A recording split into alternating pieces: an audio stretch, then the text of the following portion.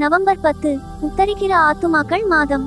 தினமும் 3 அருள் நிறை ஜெபத்தை குறிப்பிட்ட ஒரு கருத்துக்காக ஒப்புக்கொடுப்போம்.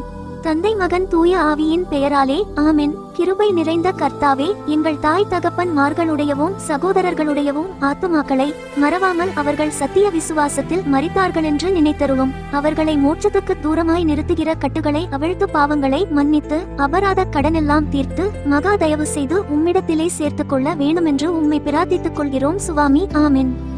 அருள் நிறைந்த மரியே வாழ்க, ஆண்டவர் உம்முடனே, பெண்களுள் ஆசி பெற்றவர் நீரே. உம்முடைய திருவயிற்றின் கனியாகிய இயேசுவும் ஆசி பெற்றவரே. புனித மரியே, இறைவனின் தாயே, பாவிகளாயிருக்கிற எங்களுக்காக இப்பொழுதும் எங்கள் இறப்பின் வேளையிலும் வேண்டிக் கொள்ளும். ஆமென்.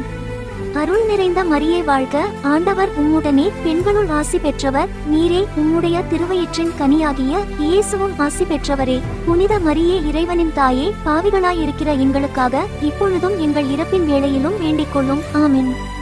அருள் நிறைந்த மரியே வாழ்க, ஆண்டவர் உம்முடனே, பெண்களுள் ஆசி பெற்றவர் நீரே. உம்முடைய திருவயிற்றின் கனியாகிய இயேசுவும் ஆசி பெற்றவரே.